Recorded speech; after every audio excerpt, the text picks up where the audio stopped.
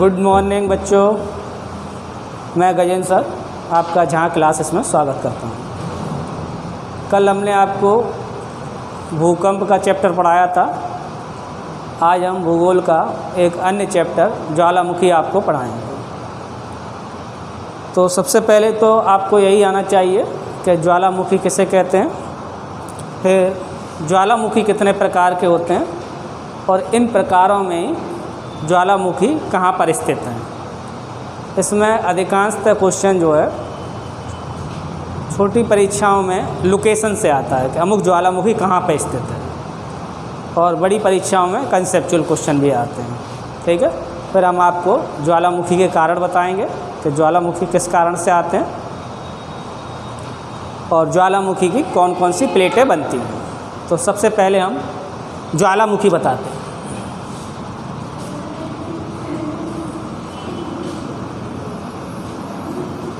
ज्वालामुखी, इसको वॉल्केनो कहते हैं।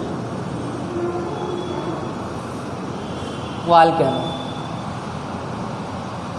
तो ज्वालामुखी क्या होता है कि धरातल के अंदर की जलवाष्प,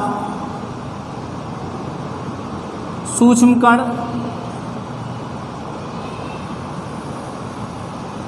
कंकड़ पत्थर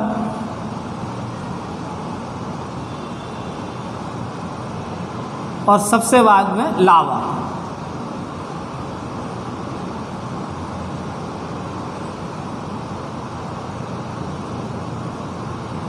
लावा धरातल के ऊपर प्रकट होता है। तो इसी को ज्वालामुखी क्रिया कहते हैं। ये ज्वालामुखी छिद्र जो है एक शंकु के आकार का बनता है। जब ये छिद्र छोटा होता है तब इसे क्रेटर कहते हैं, लेकिन जैसे जैसे उद्गार होता जाएगा ये छिद्र बड़ा हो जाता है, तब इसे कॉल्डेरा कहते हैं।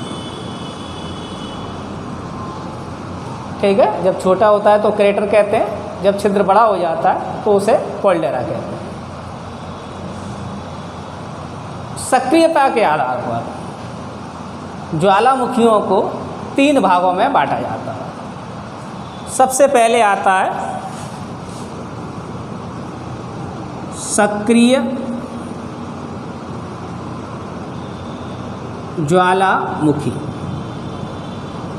इसको इंग्लिश में एक्टिव वॉल्केनो कहते हैं। और इसकी डेफिनेशन ये है कि वे ज्वालामुखी जो थोड़े समय बाद आ जाते हैं, यानी थोड़े थोड़े समय बाद रुककर आते रहते हैं, उन्हें सक्रिय ज्वालामुखी कहते हैं। और विश्व में बहुत से सक्रिय ज्वालामुखी हैं, लेकिन हम आपको कुछ इम्पॉर्टेंट सक्रिय ज्वालामुखी बता रहे हैं, और वो हम आपको पहले लिखा देते हैं, फिर आपको चित्र में दिखा देंगे। जैसे सक्रिय ज्वालामुखी का पहला उदाहरण है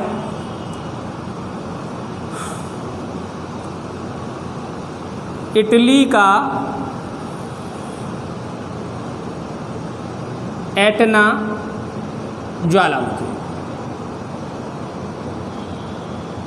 इटली का एटना ज्वालामुखी ये इटली के सिसिली द्वीप पर स्थित है और एक सक्रिय ज्वालामुखी है। ठीक है, वहीं दूसरा ज्वालामुखी भूमध्य सागर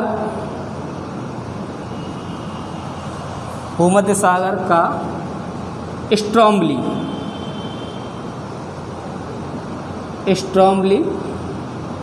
ज्वालामुखी। और जब ये ज्वालामुखी आता है तो पूरे भूमध्य सागर में प्रकाश हो जाता है, तो इसलिए इसे भूमध्य सागर का प्रकाश स्तंभ कहते हैं। भूमध्य सागर का प्रकाश स्तंभ। ठीक है, इसे भूमध्य सागर का प्रकाश स्तंभ कहते हैं। अच्छा, इसी तरह से आपका तीसरा ज्वालामुखी जो है हवाई द्वीप पर है। हवाई द्वीप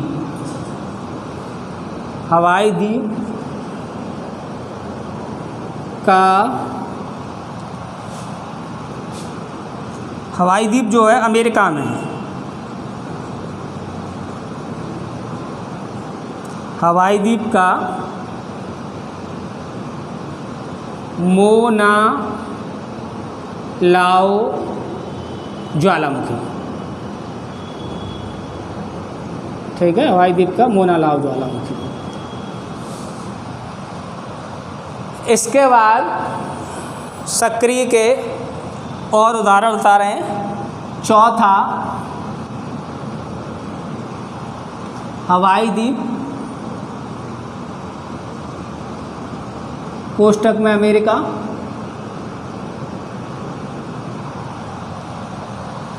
का किलायु ज्वालामुखी, किलायु ज्वालामुखी, ठीक है, किलायु ज्वालामुखी। और इस समय ये विश्व का सबसे सक्रिय ज्वालामुखी है किलायु, ठीक है। विश्व का सबसे सक्रिय ज्वालामुखी,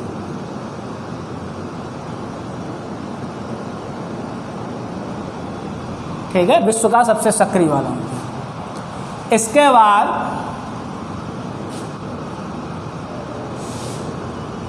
पांचवा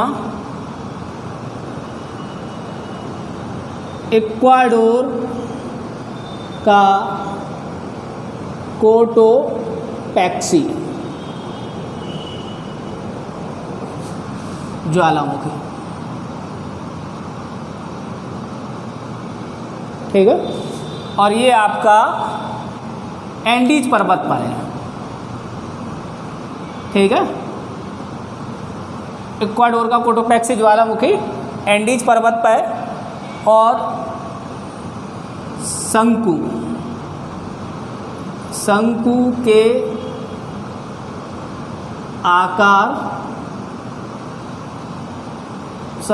आकार के आधार पर सबसे बड़ा ज्वालामुखी है, सबसे बड़ा ज्वालामुखी, ठीक है। शंकु के आकार के आधार पर सबसे बड़ा ज्वालामुखी है ये वाला कोटोपैक्सी, ठीक है, इम्पोर्टेंट है, आता रहता है अक्सर परीक्षाओं में। इसके बाद छठवां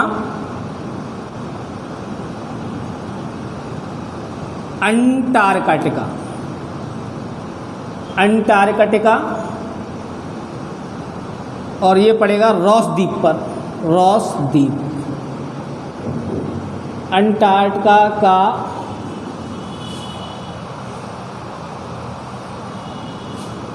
इरेवस ज्वालामुखी, इरेवस ज्वालामुखी, अंटार्कटिका का इरेवस ज्वालामुखी, ठीक है। और इसके बाद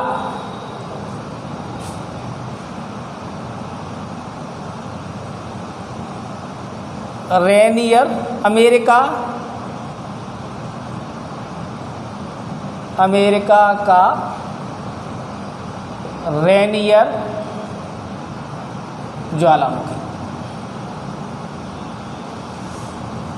ठीक है। तो ये आपके इम्पोर्टेंट सक्रिय ज्वालामुखी हैं जो हमने बताया। कभी कभी क्या होता है कि जैसे सक्रिय ज्वालामुखी में ही कोई थोड़ा लंबा समय ले लेता है तो ये प्रसुप्त में कन्वर्ट हो जाता है। जैसे अपने भारत में किसी समय अंडमान निकोबार में जो ज्वालामुखी थे नाहरकोंडम तो वो किसी समय सक्रिय ज्वालामुखी में लिखा जाता था, लेकिन अब वो प्रसुप्त में लिखा जाता है। जैसे टाइम के थोड़ा सा अंतर हो जाएगा तो सक्रिय वाला प्रसुप्त में कन्वर्ट हो सकता है, प्रसुप्त वाला सक्रिय में कन्वर्ट हो सकता है। ठीक है, तो अभी वर्तमान में हम इतने जो है ये हमने आपको इम्पॉर्टेंट सक्रिय ज्वालामुखी लिखा दिए। फिर बहुत से और भी सक्रिय ज्वालामुखी विश्व में हैं, लेकिन उनकी आपको आवश्यकता नहीं है। ठीक है, अब जैसे आपको इनको चित्र में दिखाना है थोड़ा सा, उसके हिसाब से हम आपको एक वर्ल्ड मैप में बना के दिखा देते हैं कि कौन सा कहाँ पड़ेगा।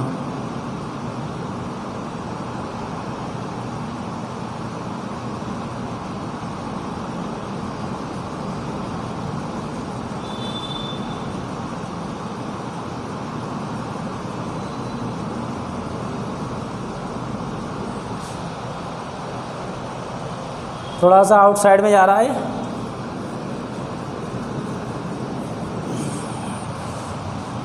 पहले इसका स्क्रीनशॉट ले लें। ठीक है, वर्ल्ड मैप थोड़ा सा जगह भी नहीं उसमें, और अभी आपके समझ में भी नहीं आएगा। जब हम आपको मैपिंग समझाएंगे महाद्वीप महासागर तो उसको आसानी से आप समझ लेंगे।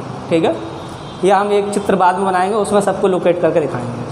पहले आप इसका स्क्रीनशॉट ले लें। ठीक है, अब हम इसके बाद दूसरे टाइप के जो ज्वालामुखी हैं प्रसुप्त, उनको बताते हैं।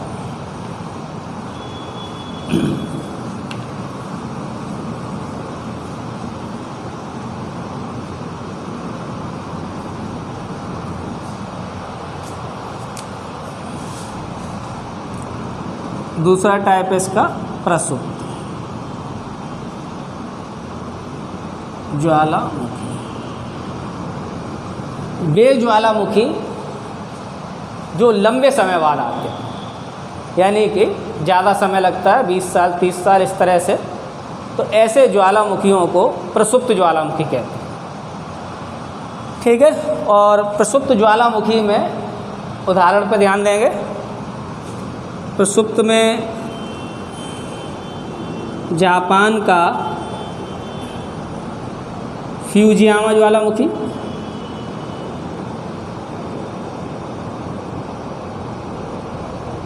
ठीक है, और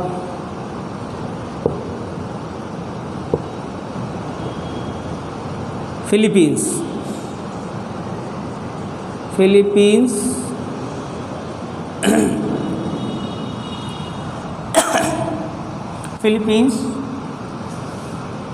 का मेयन ज्वालामुखी,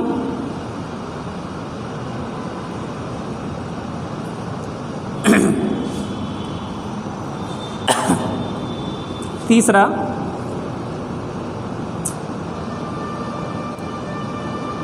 इंडोनेशिया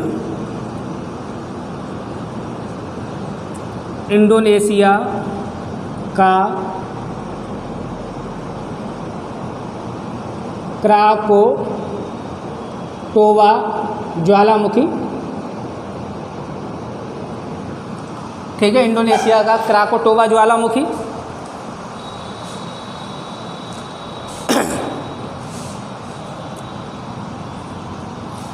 और इसके बाद भूमध्य सागर का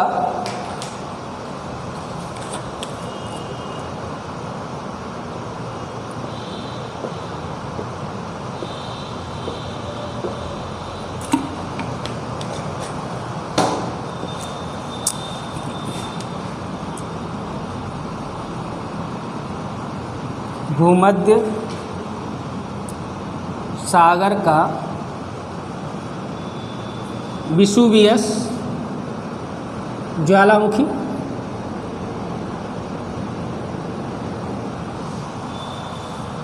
ठीक है,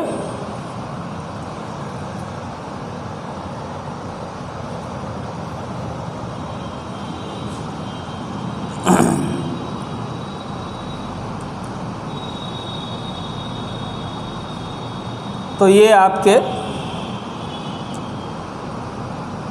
प्रसुप्त ज्वालामुखी हमने आपको इम्पोर्टेंट बता दिए। ठीक है, और भी प्रसुप्त ज्वालामुखी हैं, लेकिन सामान्यतः ये ज्वालामुखी आते रहते हैं। ठीक है, तो इन पे आपको फोकस करना है। इसके बाद तीसरा प्रकार जो है उसे शांत ज्वालामुखी कहते हैं, डेड वॉल्केनो, यानी वे ज्वालामुखी जो किसी समय आए लेकिन इसके बाद बहुत लंबा समय हो गया और वो नहीं आए हैं और उनके आने की संभावना भी कम है, तो ऐसे ज्वालामुखियों को शांत ज्वालामुखी कहते हैं। ठीक है, जैसे इसके उदाहरण में ईरान का देवबंद ज्वालामुखी, ठीक है, और एक और ईरान में ही है, ईरान का कोह सुल्तान,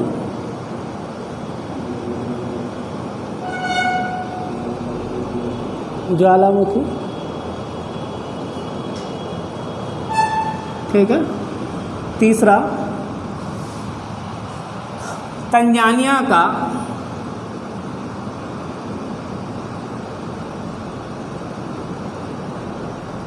किलिमंजारो ज्वालामुखी, अक्सर आता रहता है किलिमंजारो ज्वालामुखी परीक्षाओं में, तंजानिया का किलिमंजारो ज्वालामुखी। और चौथा इक्वाडोर का चिमरांजो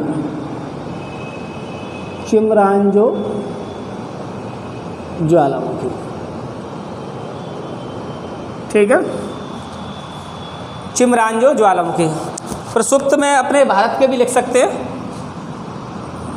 भारत का बैरन ज्वालामुखी, बैरन तथा नारकोंडम ज्वालामुखी, नारकोंडम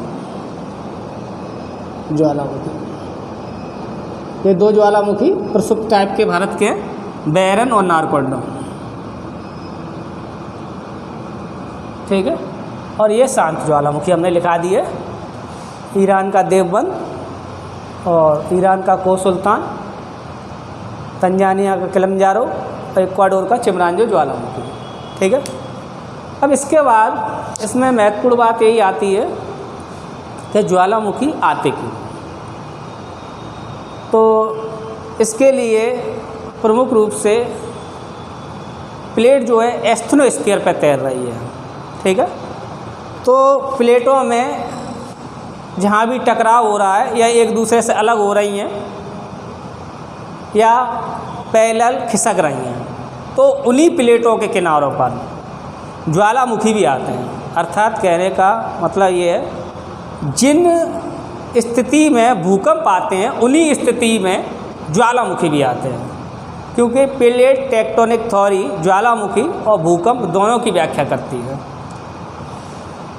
तो इसके लिए विश्व में वही 3 प्लेटें जो हमने कल आपको बताई थी प्रमुख रूप से क्षेत्र बनते हैं। पहला है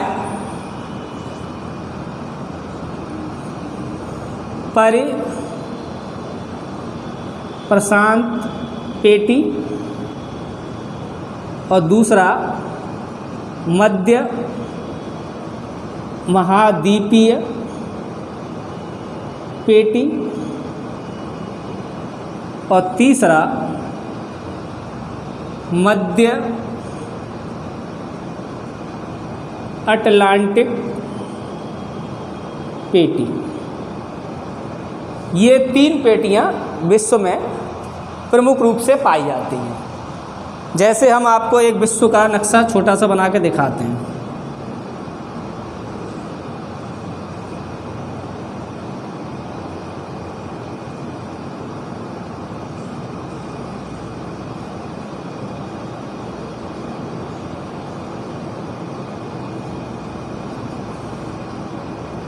तो ये एक पेटी तो विश्व में ये बनती है बीचों बीच, ठीक है। ये अटलांटिक महासागर है, इसके बीचों बीच मध्य अटलांटिक पेटी कहलाती है। एक पेटी ये भारत से गुजरते हुए, यूरोप से गुजरते हुए एक मध्य अटलांटिक कटक में जाके जुड़ती है। तो इसे मध्य महाद्वीपीय पेटी कहते हैं। ठीक है, एक ये प्रशांत महासागर के चारों ओर बनती है, यहाँ पर सबसे अधिक ज्वालामुखी आते हैं, इसलिए प्रशांत महासागर की पेटी को ज्वालामुखी के संदर्भ में अग्निवलय कहा जाता है, रिंग ऑफ फायर कहा जाता है प्रशांत महासागर की पेटी को, क्योंकि ज्वालामुखी सबसे अधिक वहीं आते हैं। ठीक है, अच्छा, तो रीज़न में ये हो गया। तो रीज़न मेनली क्या है कि प्लेटों का टकराना या एक दूसरे से दूर जाना या पैरेलल खिसकना, उन क्षेत्रों में ही ज्वालामुखी आते हैं, अर्थात भूकंप वाले क्षेत्रों में ही ज्वालामुखी के क्षेत्र भी बनते हैं। अच्छा, जिन क्षेत्रों में ज्वालामुखी आ जाते हैं वहाँ फिर भूकंप नहीं आते हैं, क्योंकि ज्वालामुखी जो है पृथ्वी को शांत कर देते हैं, जिसके फलस्वरूप से फिर वहाँ पर भूकंप की घटनाएं नहीं होती हैं। लेकिन उस पेटी के अन्य क्षेत्रों में भूकंप आ सकते हैं, लेकिन जो क्षेत्र ज्वालामुखी का उद्गार हुआ है वहाँ पर भूकंप नहीं आएगा। ठीक है, ऐसे कहा जाता है जिन क्षेत्रों में ज्वालामुखी आते हैं वहाँ भूकंप नहीं आते, लेकिन भूकंप वाले क्षेत्र में ज्वालामुखी आ सकते हैं। ठीक है, अच्छा, और ज्वालामुखी के ना आने वाला द्वीप जो है ऑस्ट्रेलिया है, यानी कि ऑस्ट्रेलिया में ज्वालामुखी नहीं आते हैं। तो इस तरह से ये हमने आपको ज्वालामुखी के बारे में बताया। अब इसमें ये बताएंगे किस प्रकार से प्रश्न आते हैं। तो सबसे पहले तो ज्वालामुखी आप जानते ही हैं कि एक छिद्र होता है धरातल में, जिससे पहले जलवाष्प, फिर धूल कण, कंकड़ पत्थर और सबसे बाद में मैग्मा निकलता है। पृथ्वी के जब भीतर तप्त पदार्थ होता है तो उसे मैग्मा कहते हैं, जब धरातल के ऊपर प्रकट हो जाता है तो उसे लावा कहते हैं। ठीक है, तो ये लावा ही बाद में पूरे सतह पर फैल जाता है, जितना भी उद्गार होगा उसके हिसाब से। फिर ज्वालामुखी 3 प्रकार के होते हैं, एक्टिव, डोरमेंट और डेड। एक्टिव में हमने बताया था वे ज्वालामुखी जो थोड़े थोड़े समय बाद आते हैं, उनको सक्रिय ज्वालामुखी कहते हैं, और विश्व में 400 से भी अधिक सक्रिय ज्वालामुखी हैं। ठीक है, जिसमें से हमने आपको 5-6 इम्पॉर्टेंट उदाहरण बताए थे, जो कि जैसे इटली का एटना ज्वालामुखी बताया, भूमध्य सागर में स्ट्रोमली बताया, अमेरिका के हवाई द्वीप के 2 बताए, किलायू है, मोनालाऊ है। ठीक है, कोटोपैक्सी बताया, बहुत इंपॉर्टेंट है, आकार के आधार पर विश्व का सबसे बड़ा ज्वालामुखी है कोटोपैक्सी। अच्छा, ओजोल डेल सलाडो और था उसमें जो वो लिखा नहीं है, विश्व का सबसे ऊंचाई पर स्थित ज्वालामुखी है, जिसे कहते हैं ओजोल डेल सलाडो, और वो अर्जेंटीना में स्थित है, एंडीज पर्वत पर ही, उसका नाम है ओजोल डेल सलाडो। ठीक है, तो उस तरह से वो सक्रिय ज्वालामुखी थे। फिर हमने आपको प्रसुप्त बताए वे ज्वालामुखी जो थोड़े लंबे समय बाद आते हैं, उन्हें प्रसुप्त ज्वालामुखी कहते हैं, और इसमें ये इम्पॉर्टेंट उदाहरण है जापान का फ्यूजिमा ज्वालामुखी, फिलीपींस का मेयन ज्वालामुखी, इंडोनेशिया का क्राकाटोवा ज्वालामुखी, भूमध्य सागर का विषुवेश ज्वालामुखी, और भारत के बैरन और नारकोंडम ज्वालामुखी। इसके बाद हमने शांत ज्वालामुखी बताए, यानी जो किसी समय आए थे लेकिन उसके बाद उनमें उद्गार नहीं हुआ है, या हुआ भी है तो बहुत कम हुआ है और बहुत दिन से शांत पड़े हुए हैं, तो ऐसे ज्वालामुखी को डेड ज्वालामुखी कहते हैं। इसमें ईरान का देवबंद ज्वालामुखी और को सुल्तान ज्वालामुखी है, तंजानिया का किलिमंजारो ज्वालामुखी, ये पर्वत है जो कि ज्वालामुखी उद्गार के फलस्वरूप बना हुआ है, इक्वाडोर का चिमरांजो ज्वालामुखी। ठीक है, तो ये आपके हमने शांत ज्वालामुखी बताए। फिर हमने बताया कि ज्वालामुखी किन क्षेत्रों में आते हैं, तो ज्वालामुखी सामान्यतः जहाँ पे प्लेटें टकरा रही हैं या प्लेटें एक दूसरे से दूर जा रही हैं या परस्पर पैरेलल खिसक रही हैं, वहाँ पर ज्वालामुखी आते हैं। और विश्व में ये 3 पेटियाँ प्रमुख रूप से उसकी बन रही हैं, परिप्रशांत पेटी, मध्य महाद्वीपीय पेटी और मध्य अटलांटिक कटर। ठीक है, मध्य अटलांटिक पेटी, इनके कारण से इन पेटियों के किनारे पर ज्वालामुखी आते हैं। सबसे ज़्यादा ज्वालामुखी प्रशांत महासागर की पेटी पर आते हैं, इसीलिए प्रशांत महासागर की पेटी को ज्वालामुखी के संदर्भ में अग्निवलय कहा जाता है, रिंग ऑफ फायर कहा जाता है, ठीक है। और ज्वालामुखी का वैज्ञानिक अध्ययन वॉल्केनोलॉजी विज्ञान के अंतर्गत किया जाता है। तो ये आपका ज्वालामुखी का चैप्टर हो गया, ठीक है। अब इसके बाद हम आपको अगला चैप्टर पढ़ाएंगे और सभी बच्चे जो है अपनी पढ़ाई पर ध्यान दें। जैसे ही कोरोना काल समाप्त होगा आपकी विभिन्न परीक्षाएं प्रारंभ हो जाएंगी, ठीक है। इस वीडियो के साथ ही मैं अपने लेसन को समाप्त करता हूं। सभी बच्चों को मेरी शुभकामनाएं।